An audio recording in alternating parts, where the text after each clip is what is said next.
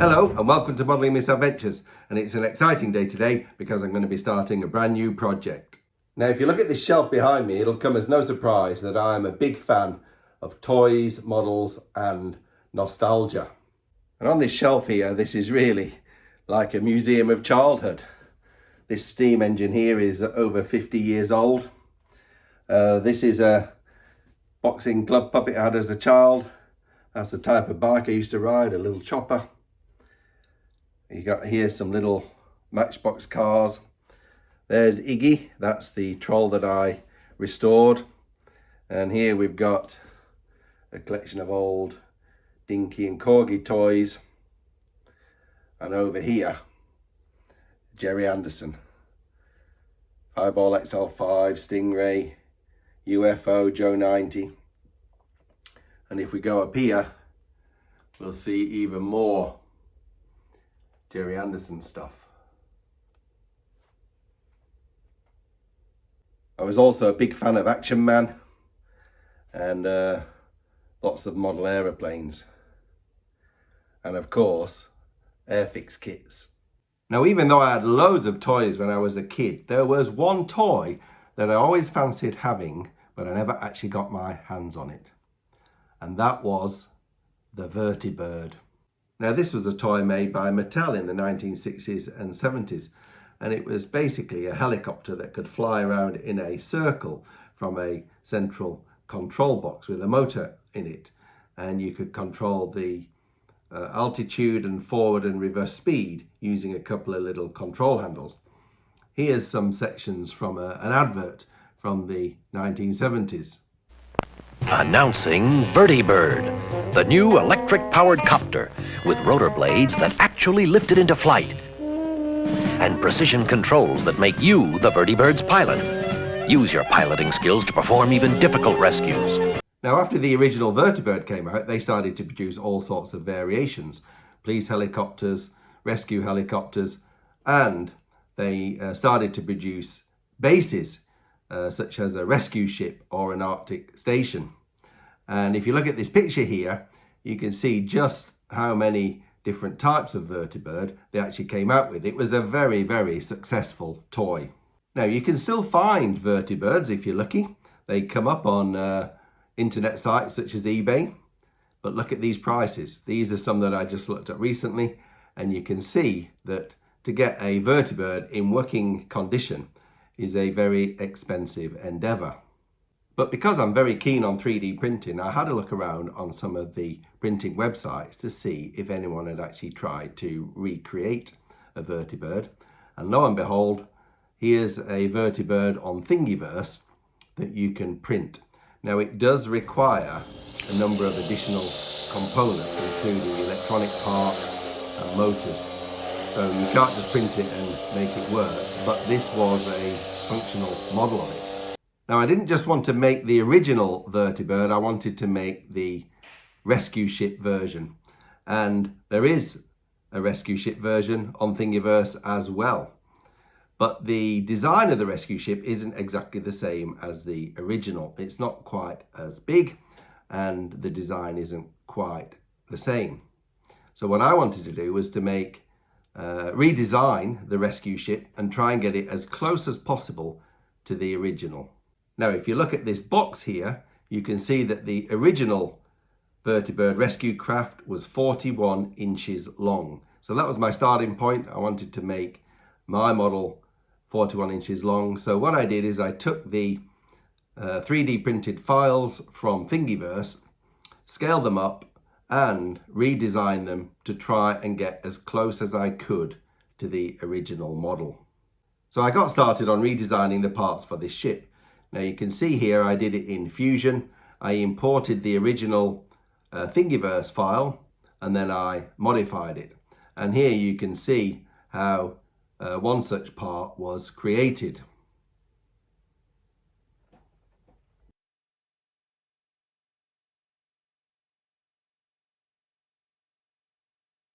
Now this ship is so big that it had to be printed in sections.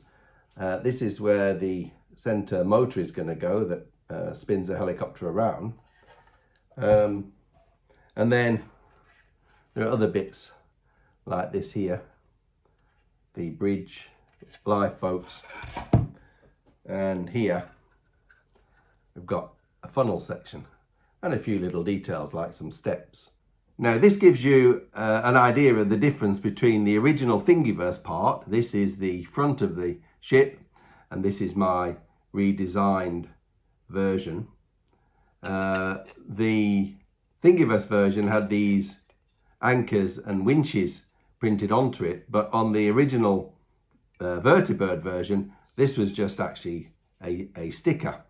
So I wanted to be as faithful as I could, so I got rid of those. You can see I've scaled it up, changed the shape of it, and it is considerably bigger. It's a lot taller, wider and longer. Now you can see here when you put all the parts together that this rescue ship is quite large. Exactly the same length as the original. This here is where the main motor is going to go that spins the helicopter round and round, and at the back here, this here is going to be the helicopter landing pad, and that insert there is going to take the control box that has the control levers on it. So now that the boat's done, I've turned my attention to the helicopter. Now the Thingiverse files do provide you with files for a helicopter. This is it, I printed it and made it. This doesn't really look much like the original, which you can see here. It's really a completely different design. So I've gone back onto Fusion and I've tried to design another one more in keeping with the original. So this is what I've come up with. It's not a very complicated design, but still it tested my abilities on Fusion to come up with this, especially these curved bits here. But I'm much happier with it than the one on Thingiverse, and I think you can see again, it looks reasonably like the original one that you got with the toy. But although that version is quite faithful to the original, and I wanted to have one of those, I did want to try something a little bit more ambitious, and I've always been a massive fan of the Westland Wessex helicopter, which you can see here. And I thought, why not have a go at trying to make one of those and see if I could get one of those to work on the Vertibird. So I've been hard at it on the computer design and 3D printing, and after many failed prototypes, I've come up with these parts for this very basic and crude Westland Wessex helicopter. Now this has been designed to go together like a very basic Airfix kit. I did it in sections like this so that it would print easier. And these undercarriage pieces here have been printed in 2 colours, so the print starts in the yellow and then you change it halfway through and change it to black.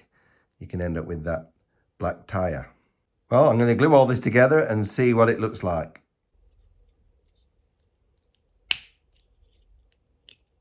Now this helicopter has a hook for picking things up off the floor, so I made one of those to go in there.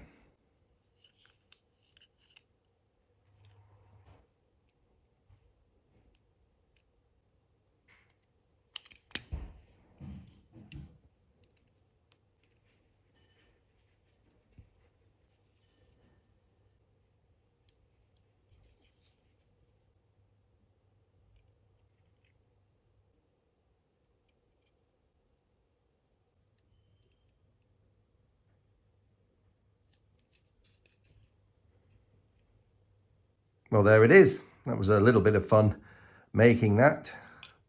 Not very sophisticated. It shows my very limited computer design skills, but nevertheless, it looks all right with the lineup of the others. Now, in the original Vertibird toy, there was no motor in this helicopter. Back in the 70s, there was no way you could get a motor small enough to fly a little helicopter like this. So what they did is they had a big motor in the central control section, and that spun a cable that came down through here, bent up into there and turned the rotor.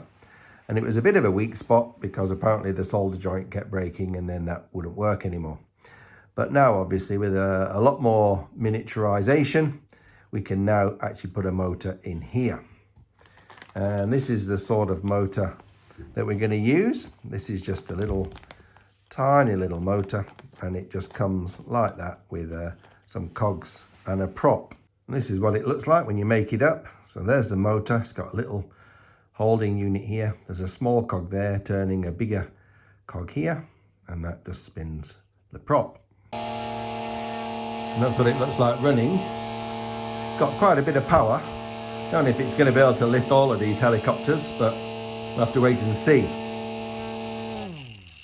And the Thingiverse files come with this motor mount holder, which holds the motor just like that.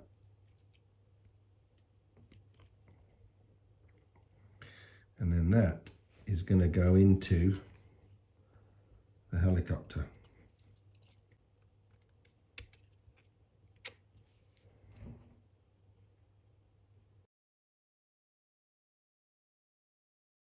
So this project's been on the back burner for a little bit, and there's two reasons for that. One is this. I've been putting all my efforts into finishing off this Caribbean coaster, which some of you may have seen in a recent video. And the second reason is because of this. In order to make this project work, you have to use an Arduino microcontroller. And I had no idea how to use these things. So I had to do quite a lot of homework. I bought myself this, which is an Arduino and electronic starter set. And this starter kit comes with loads and loads of electronic components that can all be controlled by an Arduino. And you get some lessons on various things that you can do with this, controlling LEDs and motors and the like. I also did some tutorials online trying to figure out how to make this work. How to use an Arduino, you have to tell it what to do with some computer code, and that code is written in this Arduino software called Design Environment. And you really need to learn a bit of coding language in order to do this. Now, I did actually try to have a go at learning how to do this, but it got too complicated, and to be honest, it was just beyond me to get to the level that I would need to control the two motors of this Vertibird. So in the end, I just cheated and I got ChatGPT to write the code for me.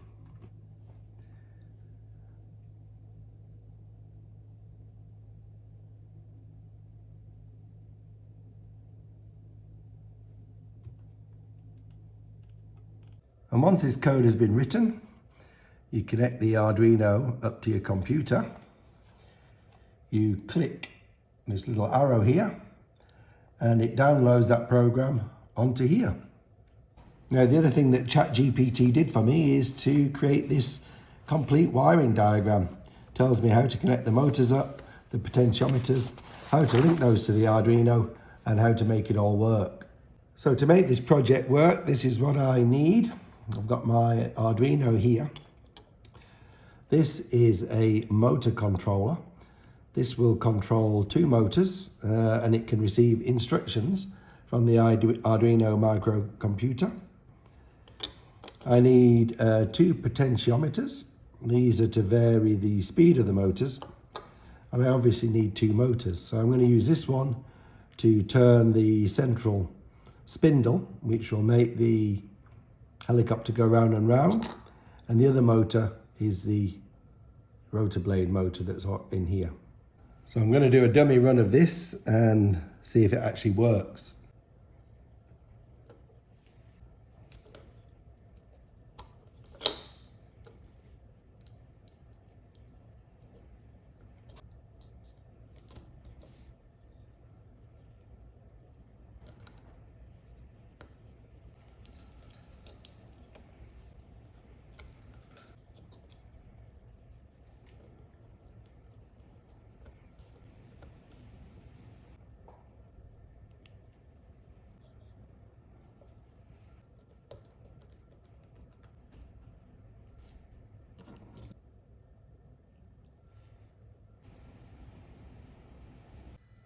Well, here it is, and it's a fairly complex electronic setup, but let's see if it actually works. So here we've got the motor that's going to turn the center spindle. Let's see if this works.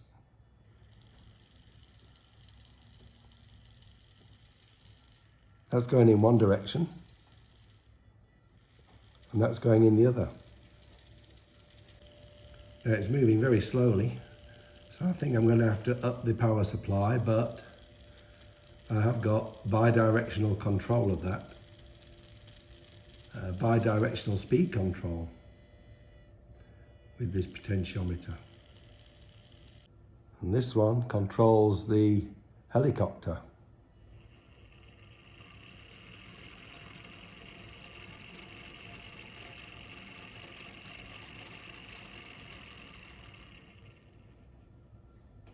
So I've connected this up to a 7.4 volt LiPo battery, which has tons of power. Let's see if it's any better.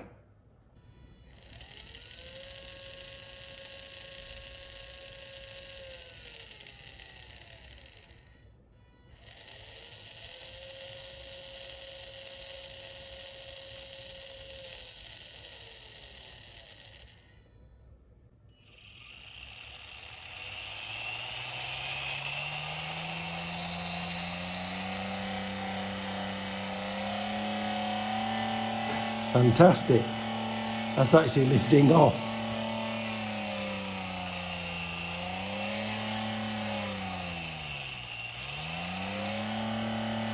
I think it's going to work. Well, after all that, the whole setup seems to work. So really chuffed about that. It's taken a lot of time and effort to learn how to put all this together, but I'm actually reasonably optimistic now that I might actually be able to pull this off. Now there's two separate mechanical sections on this model that have to be engineered in order to make it work. On the left here we've got the central console, which has the motor in it to spin the helicopter round and round. And on the right here are the little control levers that control the two motors. So these are the parts that I've 3D printed for that central control section. So here's the motor, and it has a little cog attached to it here. This is the same cog from the Thingiverse model. And this is going to turn this large central cog, which is going to support the helicopter. These are going to join together like that. And we need something to mount this motor on, so I designed and 3D printed this, and this just slots in here. Oops, wrong way around. Oh, that's it. That goes in there like that. And this is going to go on here like that. Now to fit it into the boat, I've designed this part here, and this is going to hold the motor mount on there like that.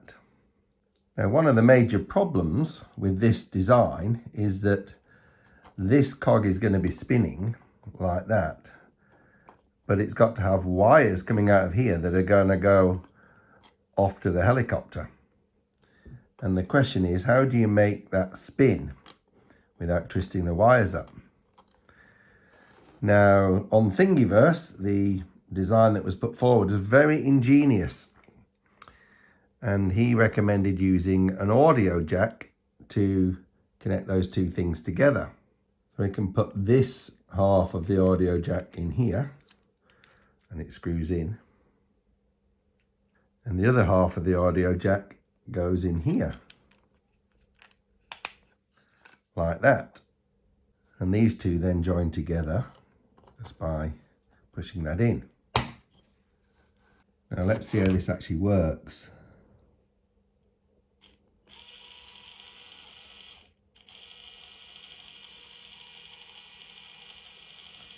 So it'll go around one way, and then I'll be able to reverse it with the potentiometer, and it'll go around the other way.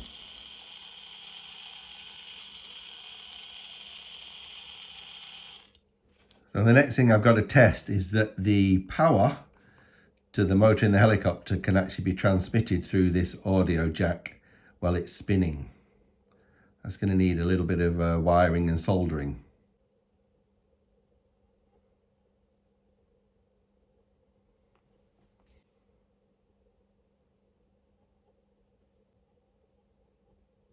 I like to test these every step of the way, make sure it's all working.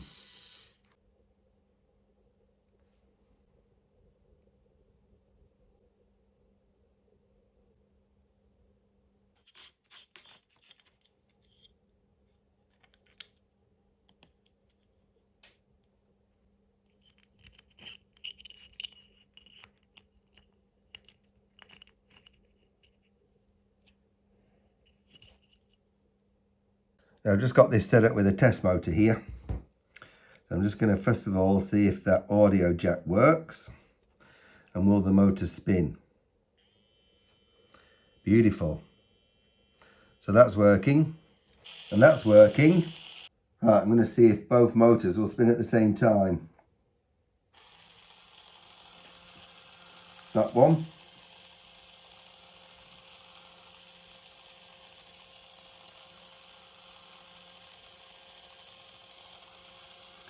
And that's one going as well. That's amazing. And the next part of this is the control levers. So this is a mount for the control levers here. And these are the control levers themselves. Again, designed on Fusion and 3D printed. And these are going to fasten on to these potentiometers. Now I did go and get some smaller ones. The ones I had before were too big. So these are going to be a better size. And they go in there like that.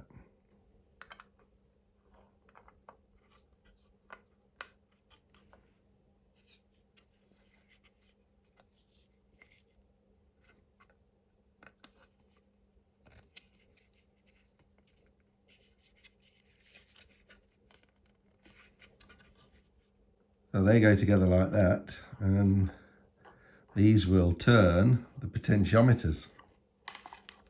Now I've just got to solder some leads on here.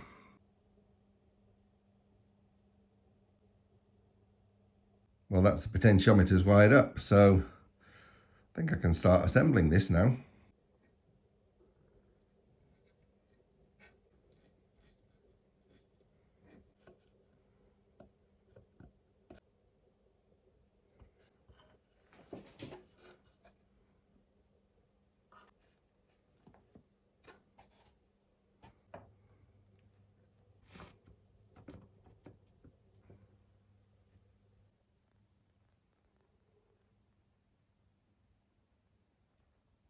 Well, that's looking all right.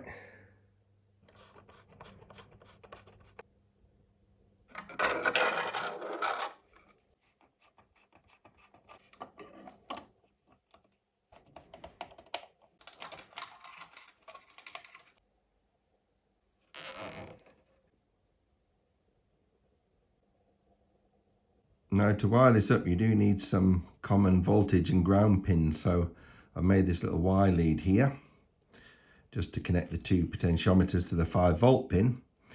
And I've made this little adapter here to connect a battery to the motor controller. And I've fastened this wire on here to go to the common ground.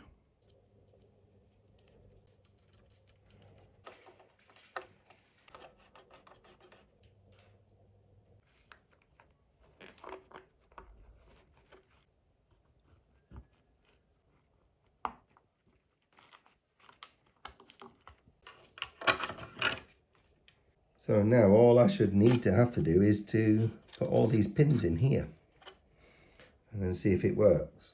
So all the wires are connected up. So to power this up, I've got an external power supply here that goes to the Arduino, and the motors are going to run off this battery.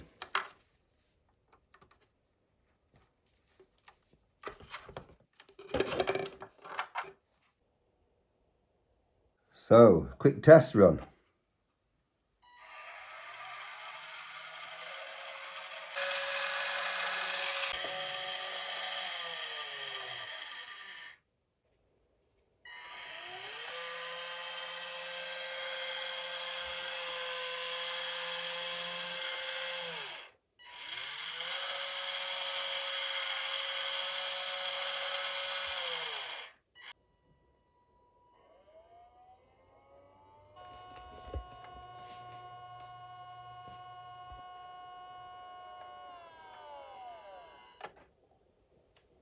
Well, that is all the boat and the electronics done, and it's working. So now all that's left to do is I've got to connect this to this and make sure that there's enough power to go into this that it will actually lift off. That's the last thing I'm worried about, whether this will be powerful enough to actually take off and fly around. Now I've completely redesigned this whole section compared to the one on Thingiverse. So this rotating section here completely redesigned to look more like the original, and the attachment rod. So I've designed and 3D printed this, and this is going to swivel up and down on here, and it's going to be fastened in with this metal piece of this metal rod. That'll swing up and down on there, and it'll be fastened onto the yellow spinning section with these little tabs. And then I bought this long plastic pipe that can go in the end of there, and these thin wires are going to go all the way through from this end to this end. At the other end I've made this little connector piece which is going to go on there, and that is going to fit into the helicopter, and that will be able to swing up and down like that. But I want to be able to change the helicopters, so I'm actually going to use one of these tiny little JSD connectors and make it so that the helicopter can be disconnected from here and replaced with a different one.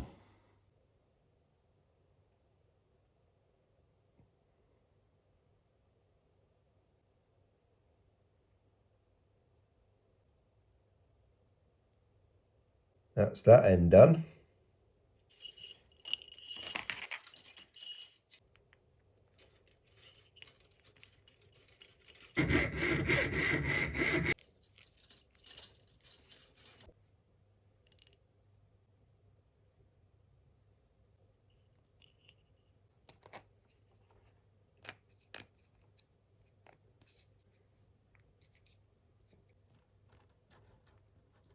So I've run these wires from there through the plastic pipe.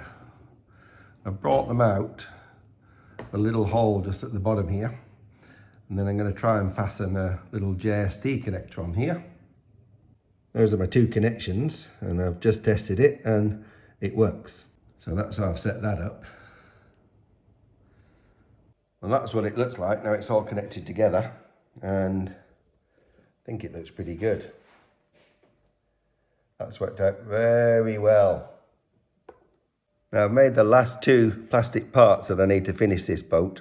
This here is the cover for here. It's going to go on there.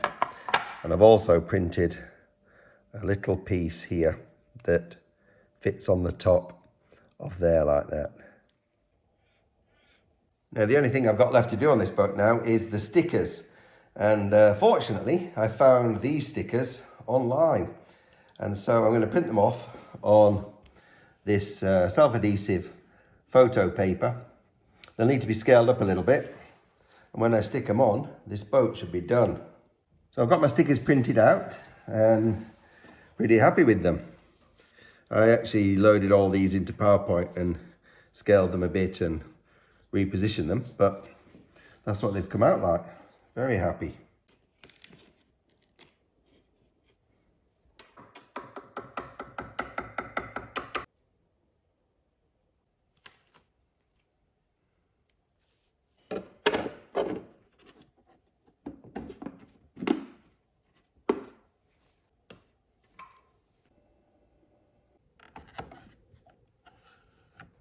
Well, that's all the stickers on, and I think it looks terrific. Brilliant. But there's still something missing. Accessories.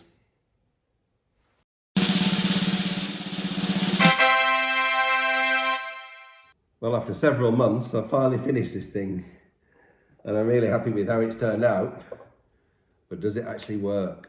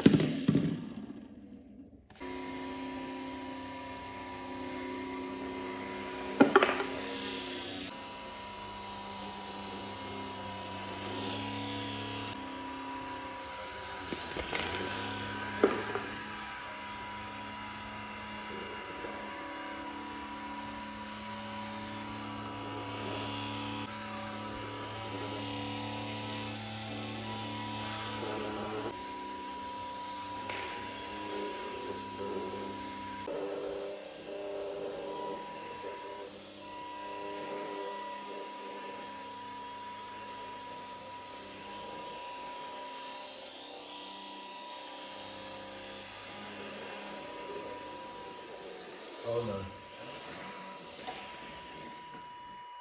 Good landing. Let's have a go with the Wessex.